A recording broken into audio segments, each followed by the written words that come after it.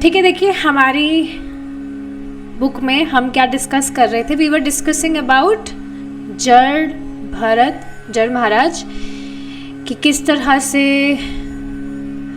वे एक हिरण में आसक्त होने के बाद में अपना भजन वगैरह भूल गए थे, और फिर जब उन्होंने अपना देह त्यागा तो हिरण का स्मरण करते करते देह त्याग करने के कारण अगला उनको जो जीवन प्राप्त हुआ वह एक हिरण के देह में प्राप्त हुआ। लेकिन एक स्पेशल बात यहाँ पर क्या थी कि हिरण के देह में होने के बावजूद भी उनको याद था कि उनके पिछले देह में, उनके पिछला जो जन्म था उसमें उन्होंने क्या गलती की।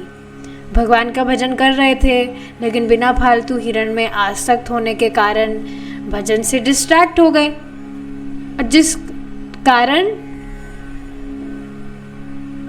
अब उन्होंने क्या डिसाइड किया कि अब मुझे ये स्मृति है तो अब मैं, मतलब हिरण के देह में होने के बावजूद भी he was serving Krishna very very nicely, he was meditating on Krishna, और बिल्कुल एकदम वैरागियों की तरह वे रह रहे थे, हिरणों के झुंड से एकदम अलग होकर गुफा में जाकर वहाँ पर वे रह रहे थे, और घास भी हरी भरी ना खा के सूखी सूखी घास खा रहे थे।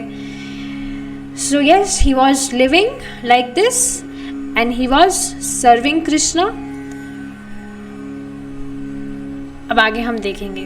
देखिए, जड़ भरत का जीवन। अगले जीवन में राजा भरत ने एक विशुद्ध संत जैसे ब्राह्मण पुरोहित के घर में जन्म लिया और वे जड़ भरत नाम से जाने जाते हैं। ठीक है, तो अब उनका फिर से जन्म होता है एक विशुद्ध संत जैसे ब्राह्मण पुरोहित के घर में, और अब उनका नाम होता है जड़ भरत। पहले थे वे जड़ महाराज, सॉरी भरत महाराज, ना जड़ महाराज, भरत महाराज।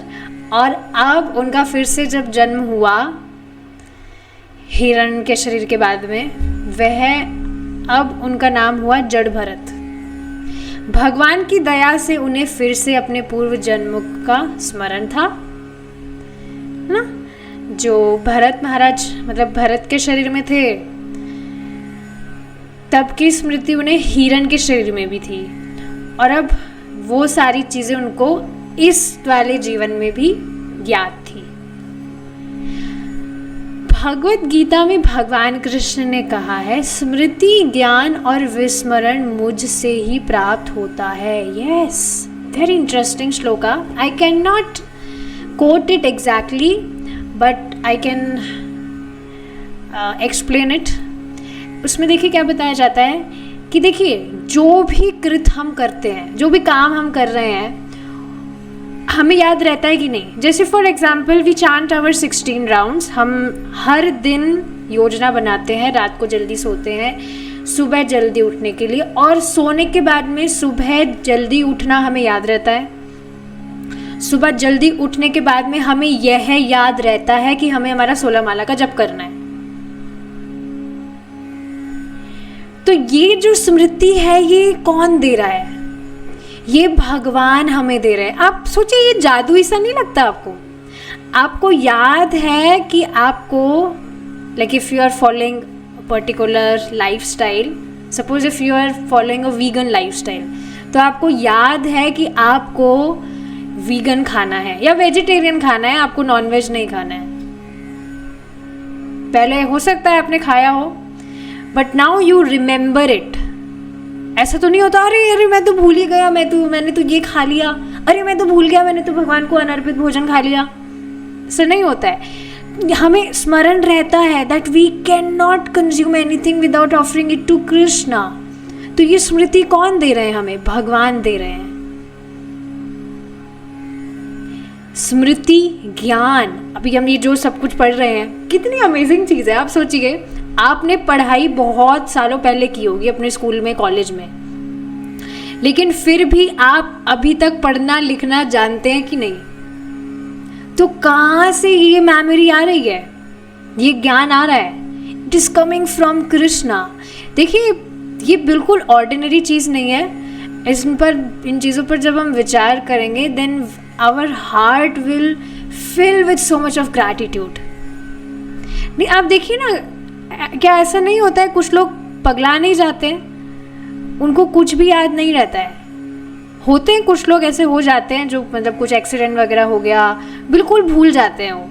अच्छा, आपने रियल लाइफ में अगर नहीं देखा हो तो आपने टीवी में तो देखा ही होगा ना, क्या बोलते हैं उसको, कोमा में चले जाते हैं। तो एक जो व्यक्ति है उसको यही नहीं पता, उसको यही याद नहीं रहता कि ये वो जो स्त्री है वो उसकी वाइफ है, या अपने बच्चों को वो भूल जाता है।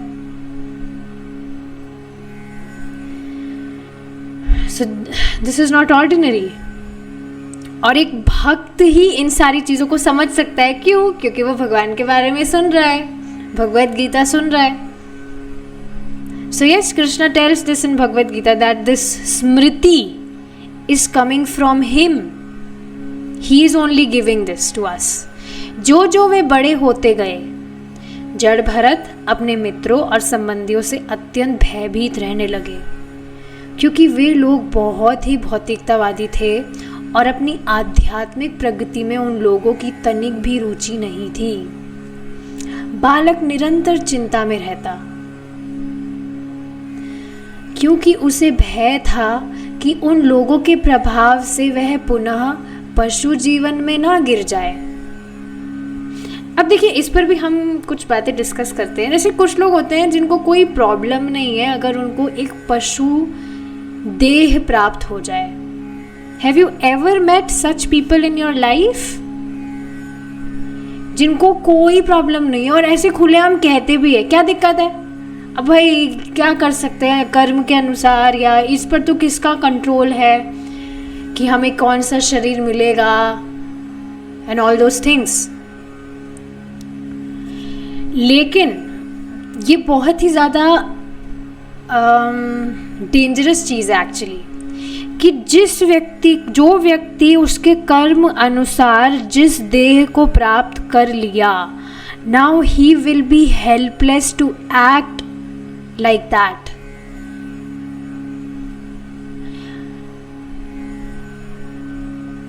किसी को कुत्ते का शरीर प्राप्त हो गया तो वो बिल्कुल हेल्पलेस है, वो एक कुत्ते की तरह ही व्यवहार कर सकता है। ही कैन ओनली बार्क, या इधर उधर वो घूम सकता है, भाग सकता है, या कुछ भी। He can eat anything nonsense.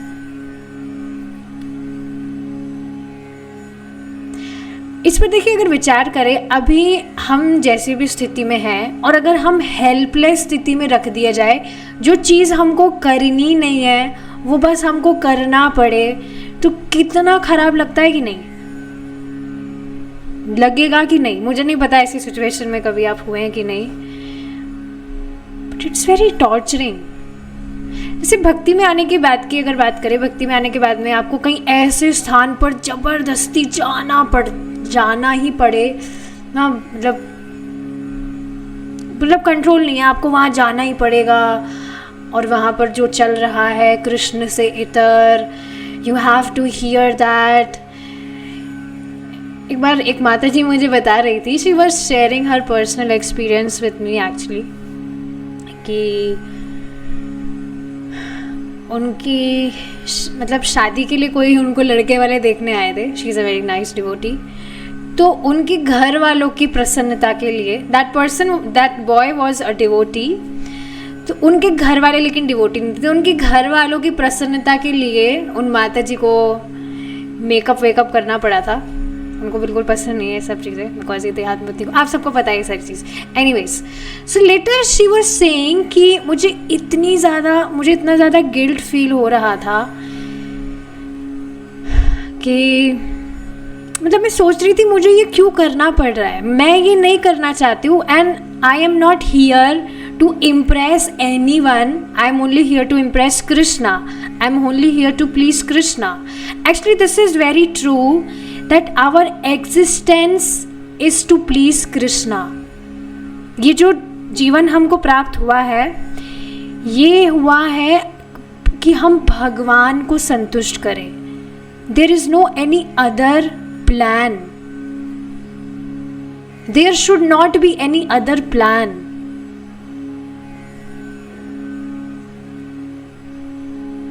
Our life is meant to please Krishna. तो मतलब वो माता जी बता रही थी कि मुझे इस तरह से ऐसी सिचुएशन में रखा गया था, बहुत मुझे टॉर्चरिंग लग रहा था and all those things. So yes, उसी तरह से व्यक्ति अपने कर्म अनुसार किसी भी योनि में अगर पटक दिया जाए तो उसको उस तरह से व्यवहार करना ही होगा। He is helpless. और ये बहुत ही ज़्यादा दयनीय स्थिति है वास्तव में। जैसे कल मैं एक व्यक्ति को देख रही थी,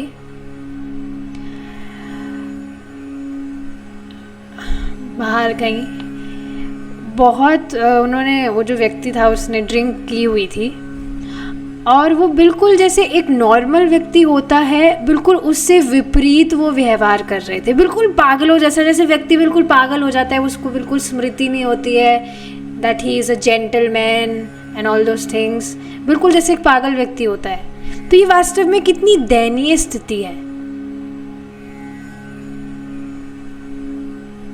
पता नहीं आप इन चीज़ों से रिलेट कर पा रहे कि नहीं। बट यस, भरत महाराज को बहुत भय था। भरत महाराज अभी हुए नहीं थे, वो अभी बच्चे ही थे। तो उन्हें भय था कि उन लोगों के प्रभाव से वह पुनः पशु जीवन में ना गिर जाए। अतः अत्यंत बुद्धिमान होने पर भी वे एक पागल मनुष्य की तरह व्यवहार करते। वे मूर्ख, अंधा और बहरा होने का स्वांग करते, जिससे संसारी लोग उनसे बात करने का प्रयास ना करें। परंतु अपने भीतर वे भगवान के विषय में सदैव सोचते रहते और उनकी महिमाओं का गान करते रहते, क्योंकि यही बारंबार होने वाले जन्म मृत्यु के चक्र से मनुष्य को बचा सकता है। देखिए, यहाँ पर ये जो बात बताई जा रही है कि इस तरह ऐसा जो भरत महाराज है वो स्वांग करते थे। तो अभी देखिए, जो सुबह की क्लास है माधुर्य कादम्बिनी, उसमें बहुत अच्छा टॉपिक चल रहा है। कल की क्लास तो इतनी सुंदर थी, मैंने उसको दोबारा सुना था आज, कि किस तरह से अपराध से जो अनर्थ पैदा होते हैं उनसे कैसे बचा जाए। So I was reflecting on this point कि देखिए, हमें ज़्यादा भी अगर हम कुछ ना कर पाए तो at least we should try to practice silence. मौन धारण करने का हमें प्रयास करना चाहिए। आप कहेंगे, हैं ये क्या आप उल्टी शिक्षा दे रहे हैं? महाप्रभु तो कह रहे हैं कि जाड़े देखो तदाहे कहो कृष्ण उपदेश। सो यस, मौन, अब हमें मौन धारण करना है व्यर्थ की बात करने से। सच में मैं आज सुबह से इसको प्रैक्टिस कर रही हूँ एंड आई कैन सी कि एक तो इससे बहुत एनर्जी बचती है, क्योंकि हम जो बोलते हैं ना, बोलने से बहुत एनर्जी खर्च होती है। तो एक तो इससे एनर्जी बहुत बचेगी, हम व्यर्थ की बात बोलने से अगर बचेंगे। और सिंपली मतलब जहाँ पर 2 शब्द बोलने में काम हो जाए वहाँ पर हमें ज़्यादा नहीं बोलना चाहिए। आप इसको सिर्फ एक दिन ट्राई करने का प्रयास करिएगा, इसको प्रैक्टिस करने का प्रयास करिएगा एंड यू विल सी, एक दिन में आपको मालूम चलेगा कि कितना आपको बेटर फील होगा। आपके देखिए, ऐसा होता ही है कि हम अनावश्यक अगर बोलते हैं तो हमारा जो माइंड है वो बहुत सारे थॉट्स से भर जाता है और फिर वही चीज़ें जब में भी याद आती कि नहीं? ऐसा होता ही है। लेकिन आप देखेंगे, जब आप व्यर्थ की बातों से मौन ले लेंगे, स्पेशली घर में रहते हैं, घर वाले अगर डिवोटीज नहीं है तो फिर होती रहती है बिना मतलब की बातें। लेकिन अगर आप बिल्कुल जहाँ पर आवश्यक है सिर्फ वहाँ बोलेंगे और ज़्यादा से ज़्यादा श्रवण और भगवान की बात बोलने में अपनी वाणी को लगाएंगे, तो आप देखेंगे your mind will be filled with so many beautiful thoughts about Krishna. और फिर जप में भी आपको वही याद आएगा। देखिए, भौतिक वार्ता या भौतिक जो भी सिचुएशंस हैं वो सब जप में याद आने से अच्छा है कि आपको भगवान याद आए, भगवान की जो लीलाएं हैं, कथा है, वो याद आए। वैसे तो कंसंट्रेशन हमारा यही रहना चाहिए that when we are chanting, तो भगवान का नाम हम सुनने का प्रयास करें, लेकिन फिर भी माइंड चला जाता है इधर उधर। तो भौतिकतावादी चीज़ों से अच्छा भगवान की जो लीलाएं हैं, कथाएं हैं, वो याद हमें आए तो वो और ज़्यादा अच्छा, वो बहुत अच्छा है।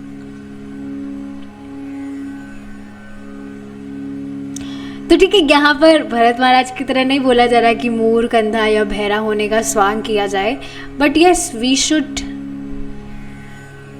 At least I am doing this, तो मैंने इस वजह से शेयर किया कि ट्राई करना चाहिए कि ज़्यादा से ज़्यादा हम नहीं बोले व्यर्थ की बात, और भगवान के विषय में हम ज़्यादा से ज़्यादा सुने और बोले। बहुत टाइम आपका बचेगा, एनर्जी भी आपकी बचेगी, इसमें तो लाभ ही लाभ है। अब मुझे पता नहीं है मैं इसको कितने दिन तक कर पाऊंगी, बट यस आज मैंने इसको किया तो बहुत अच्छा लग रहा है। एनीवेज लेट्स सी आगे। लेकिन हाँ, ये देख रहे हैं आप, परंतु अपने भीतर वे भगवान के विषय में सदैव सोचते रहते और उनकी महिमाओं का गान करते रहते, क्योंकि यही बारंबार होने वाले जन्म मृत्यु के चक्र से मनुष्य को बचा सकता है। एक और बात आप देखिए ना कि जब हमारा हृदय, हमारा चित्त, हमारा मन भगवान की बातों, भगवान की कथाओं से भरा है,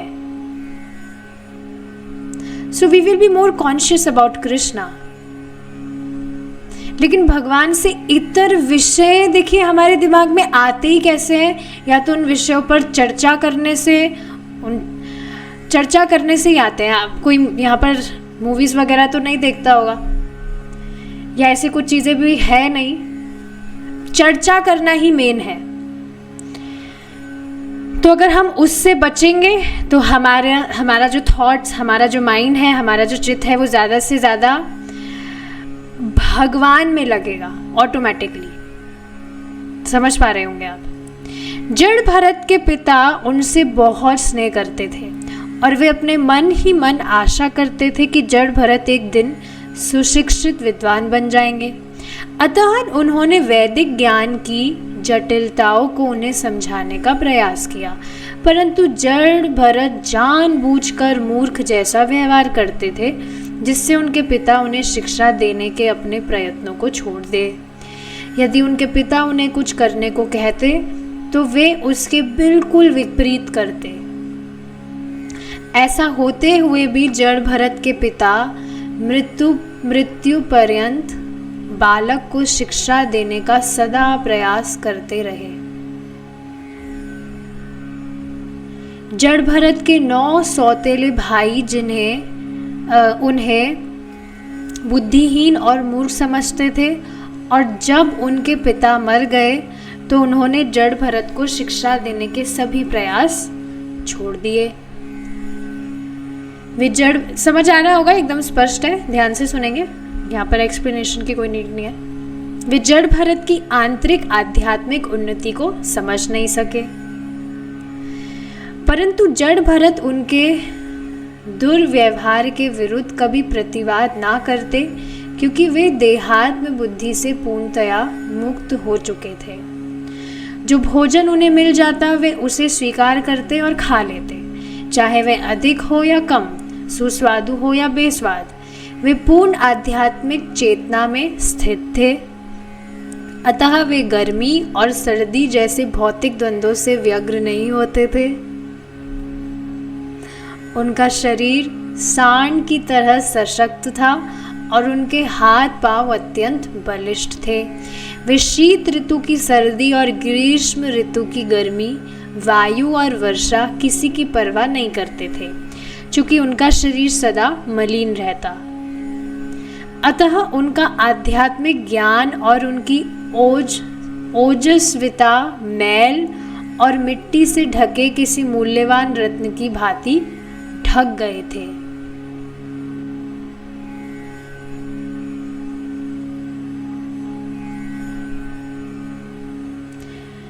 प्रतिदिन साधारण लोग उनको अपमानित और तिरस्कृत करते थे, जो उन्हें बेकार, मूर्ख से अधिक कुछ नहीं समझते थे।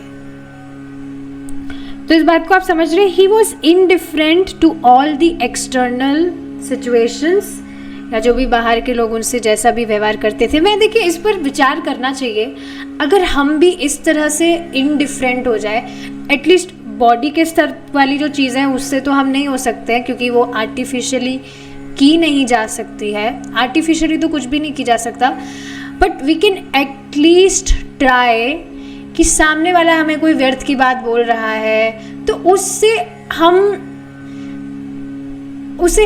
हैंड टू हैंड, उस पर हम हैंड टू हैंड रिएक्ट ना करके हम उससे इनडिफरेंट हो जाए। और देखिए अब तो आता भी होगा इस तरह से, मतलब एकदम फेडअप वाली फीलिंग कि अरे नहीं पढ़ना है, कोई हम पर कुछ भी हमको बोल रहा है, हमको नहीं करनी किसी से लड़ाई, हमें कुछ नहीं करना, बोलते रहने दो भाई, तुम बोलो, तुम्हें बोलना है तुम बोलते रहने दो, तुम बोलते रहो। एकदम फेडअप वाली फीलिंग आने लग गई होगी कि ठीक है बोलना है बोलते रहो, हमें नहीं पढ़ना है। हम अगर यहाँ पर लड़ाई झगड़ों में पड़े रहेंगे, कंपटीशन में पड़े रहेंगे, तो हम यहीं पर ही पड़े रह जाएंगे, भगवान के धाम कैसे जाएंगे हम। सच में बहुत ही इंपॉर्टेंट चीज़ है ये। कुछ भी ऐसी नेगेटिव सिचुएशन आपके सामने आए जिसमें आपका बिहेवियर भी नेगेटिव हो जा रहा है, अनकॉन्शियसली हो ही जाता है, तो अपने आप को तुरंत याद दिलाइए कि अगर मैं इन सारी चीज़ों में यहाँ फंसा रहूँगा तो मैं भौतिक जगत में ही मैं फंसा रह जाऊँगा, क्योंकि यहाँ के जो भी मैटर्स हैं, सिचुएशंस हैं, उनको मैं इतना सीरियस लेकर इन चीज़ों में अगर मैं फंसा रह गया तो मैं भगवान के धाम कैसे जाऊँगा। तो अनकॉन्शियसली हो जाता है कभी कभी बिहेवियर जो है नेगेटिव हो जाता है, बट ट्राई करिए अपने आप को इस तरह से याद दिलाएं आप। एक और देखिए बात प्रभु जी ने बताई थी, काफ़ी सारी एक्चुअली कल की क्लास वाज नेक्टर, बहुत सारे पॉइंट्स निकल कर आए हैं जिसको प्रैक्टिकली अगर हम हमारी प्रैक्टिकल लाइफ में अगर फॉलो करें तो बहुत हेल्प कर सकता है हमें। एक और पॉइंट क्या था, अरे मैं भूल गई क्या था, अभी याद आया था मुझे। एनीवेज मुझे जब याद आएगा मैं तब बताऊंगी, अभी तो मैं एकदम से भूल गई, एकदम से स्लिप कर गया। ठीक है, तो उनको इस तरह से कोई भी अपमानित करते, तिरस्कृत करते तो वो इनडिफरेंट थे उन सब चीज़ों के प्रति कि ठीक है जिसको जो समझना है समझते रहे। जड़ भरत को पारिश्रमिक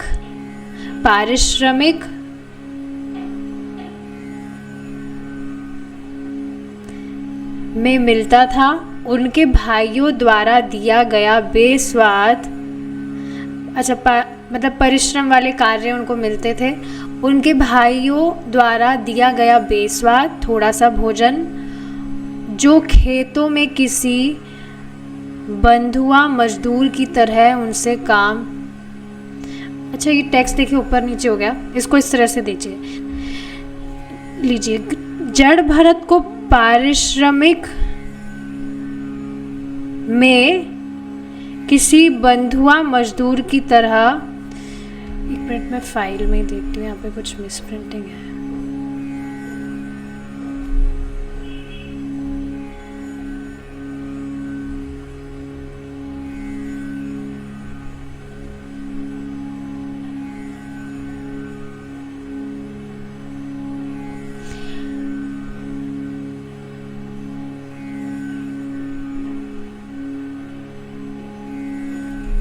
यहाँ पर भी इसी तरह से लिखा है, इसका मतलब क्या हुआ? जड़ भरत को पारिश्रमिक में मिलता था, उनके भाइयों द्वारा दिया गया बेस्वाद थोड़ा सा भोजन, जो खेतों में किसी बंधुआ मजदूर की तरह उनसे काम लेते थे, परंतु जड़ भरत मामूली सा काम भी ठीक से नहीं कर पाते थे, क्योंकि उन्हें मालूम नहीं था कि मिट्टी कहाँ फैलाई जाए अथवा भूमि को कहाँ समतल बनाया जाए। मतलब कहा जा रहा है कि उनको बिल्कुल छोटे मोटे काम भी दिए जाते थे, पर वो भी उनसे नहीं होते थे क्योंकि उनको किसी चीज़ की नॉलेज ही नहीं थी, और उनके भाइयों द्वारा भी उनको कुछ अच्छा भोजन प्राप्त नहीं होता था।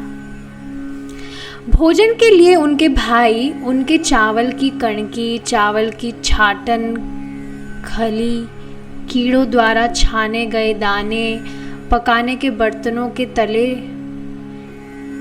चिपका रह जाने वाला जला हुआ अन्न देते, परंतु जड़ भरत उन्हें अमृत मानकर प्रसन्नता से स्वीकार कर लेते। मतलब जो डिस्कार्डेड वस्तुएं हैं, जो फेंकने वाली होती है खाने पीने की, जैसे बताया जा रहा है कि कुछ जल गया, जो चिपका हुआ खाना, या कीड़ों द्वारा जो होता है खा लिया गया, ये सारी चीज़ें वो उनको देते थे और उसको भी वो अमृत मानकर प्रसन्नता से स्वीकार कर लेते। उनके मन में कोई दुर्भाव नहीं होता था। इस प्रकार, अच्छा यहाँ पर देखिए एक बात समझ में आ रही है, आज की क्लास में बताई गई थी और काफ़ी बार आपने सुनी भी होगी कि जो व्यक्ति जितनी भी भक्ति किया है वह कभी नष्ट नहीं हो सकती है। और सपोज करिए जितनी मात्रा में उसने भक्ति की है, अगर इस जीवन में वह डिस्ट्रैक्ट हो गया और उसका देह छूट गया, तो अगले जीवन में उसको वहीं से कंटिन्यू करने का मौका मिलेगा। मतलब कोई व्यक्ति अगर भजन क्रिया पर भक्ति किया है इस जन्म में, तो अगले जीवन में भी भजन क्रिया से ही वह कंटिन्यू करेगा। भजन क्रिया समझ रहे हैं ना, जो 9 स्टेजेस है नवदा भक्ति, नहीं, भक्ति के जो 9 स्टेजेस है, श्रद्धा, साधु संग, भजन क्रिया, अनर्थ निवृत्ति, ये सब, तो उसमें अगर भजन क्रिया पे वह छोड़ा है तो आगे नेक्स्ट जीवन में भजन क्रिया से वह कंटिन्यू करेगा। तो आप यहाँ पर देख रहे हैं भरत महाराज, जड़ भरत महाराज भाव स्तर पर ही गॉट डिस्ट्रैक्टेड। अब भाव स्तर से वे कंटिन्यू कर रहे हैं कि नहीं? क्या ये जो जिस तरह का आचरण भरत महाराज कर रहे हैं, क्या ये एक सामान्य व्यक्ति के लिए करना पॉसिबल है? कोई भी अपमान करके जा रहा है, उनको कुछ फर्क नहीं पड़ रहा है, वो बस भगवान के स्मरण में ही है, ना खाने की सुध, ना सोने की सुध। तो ये कोई साधारण व्यक्ति तो नहीं कर सकता है। जिसकी भक्ति बहुत बड़ी हुई है वो इस तरह से कर सकता है। सो यस, स्पष्ट यहाँ पर आप देख सकते हैं एग्जाम्पल कि भाव स्तर से वह डिस्ट्रैक्ट हुए थे तो भाव स्तर से वे कंटिन्यू कर रहे हैं। इस प्रकार वे अपने व्यवहार में पूर्ण आत्म साक्षात्कार कर चुके जीव के सभी लक्षण प्रदर्शित करते थे। एक समय चोरों और हत्यारों के एक गिरोह का मुखिया, अच्छा ये जो स्टोरी है ये कुछ नई स्टोरी है, इसको अब हम हमारी नेक्स्ट क्लास में कंटिन्यू करेंगे if Krishna is willing. We will stop here now. Thank you so much for joining. Hare Krishna. जय श्रीला प्रभुपाद।